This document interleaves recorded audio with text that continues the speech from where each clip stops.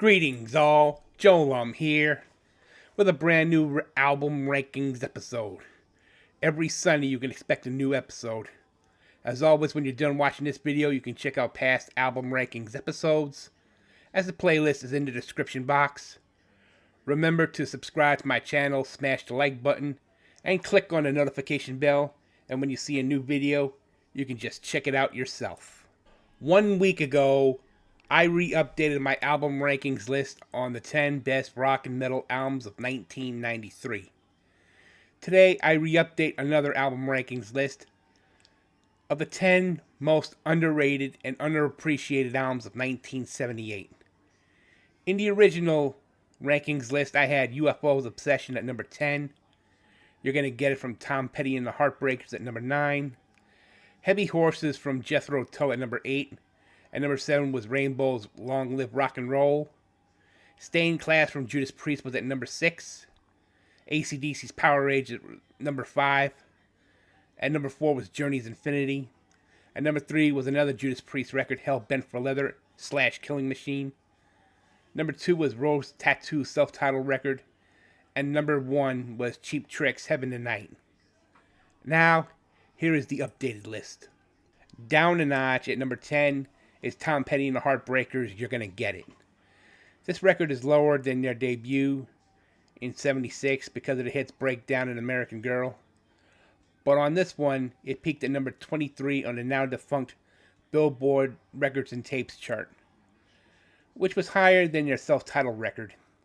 The standout tracks include Listen to Her Heart and I Need to Know. Number 9, Jethro Tull's Heavy Horses. Also down a notch. The record was released on April 10, 1978 in the US, 11 days later in the UK.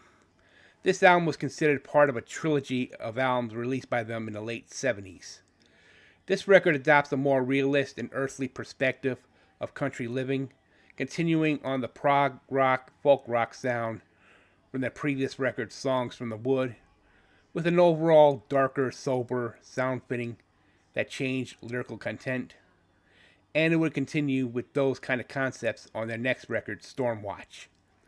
The album made it to the top 20 in both the US and the UK charts, certified gold in the US and Canada, and silver in the UK.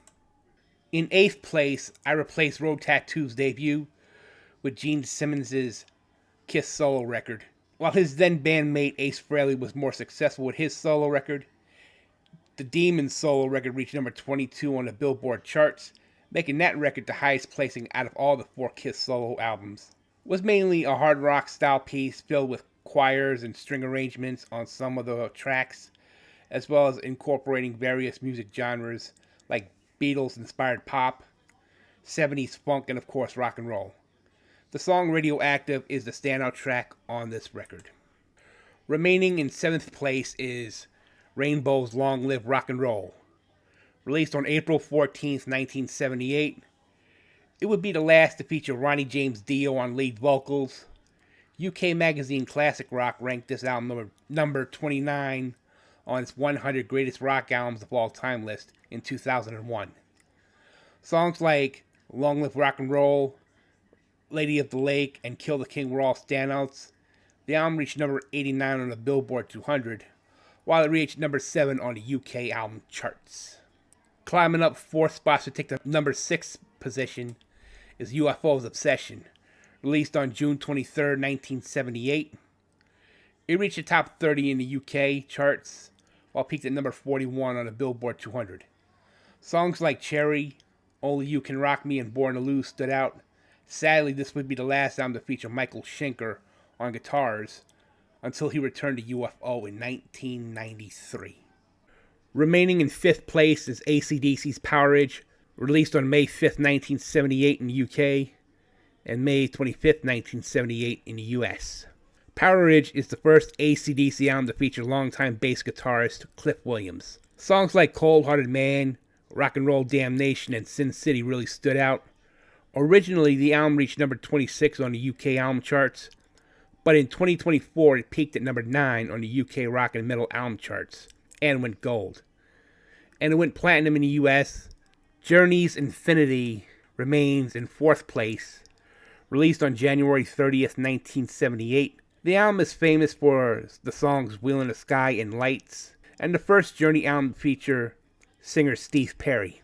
That album reached number 21 on the Billboard 200 and went triple platinum. Steve Perry's addition gave Journey a more mainstream sound and attained their highest charting album to date, but that would change years later when Greg Rowley was replaced by Jonathan Cain, and then you had the Escape and Frontiers albums, surpassing Infinity. In third place is Judas Priest's Stained Class. Released on February 10th, 1978, the band honed many of the elements of their hard-edged signature sound, dispensing with most progressive and blues rock overtones. The song Exciter is considered to be a precursor to thrash metal or speed metal, whichever you prefer. That and Beyond the Realms of Death are the standout tracks on this record, going gold in the US. The runner-up spot goes to another Judas Priest record, Hell Bent for Leather, also known as Killing Machine. Killing Machine was unleashed internationally on November of 1978. However, it would be released as Hell Bent for Leather in the US at the end of February of 1979. Priest began moving to a more accessible commercial format, abandoning the complex fantasy themes of their previous records while still having dark undertones. It was more grounded in realism. This saw a change in costumes as well, getting rid of the gothic robes for leather and studs, and it was starting to show as fans worldwide grew interest. Songs like the title track, Before the Dawn, The Green Manalishi, which is a Fleetwood Mac cover, and Delivering the Goods, were all standout tracks for this gold-selling album. And keeping the top spot is Cheap Trick's Heaven Tonight. Released on April 24th, 1978, Heaven Tonight is considered to be Cheap Trick's best record by many fans and critics. While their first record had a raw, darker side to them, the next record, In Color, explored a lighter, more pop-oriented persona. With Heaven Tonight, it was a combination of both elements to produce a hook-filled pop-rock album with an attitude. The songs like Surrender, which happened to be their biggest song at the time, Auf Wiedersehen, which is German for goodbye, the title track, and the cover of the Move song, California Man, all stood out. The record went platinum in the United States. Here's a quick recap of the updated 10 most underrated and underappreciated rock albums of 1978. When I took Rose Tattoo's album out and put Gene Simmons' solo album in, it seemed like a no-brainer. Although I'm going to get beat up in the comments below. Possibly. Although I never listened to Rose Tattoo ever, the only thing that they were known for was having an album produced by the same guys that produced earlier AC/DC records, Harry Vanda and George Young. Plus, it made more sense to have the Demons solo album on there, knowing that Ace's solo record, when he was part of Kiss, remained the most successful out of all the Kiss solo albums. This has been Album Rankings. Expect a new video next week.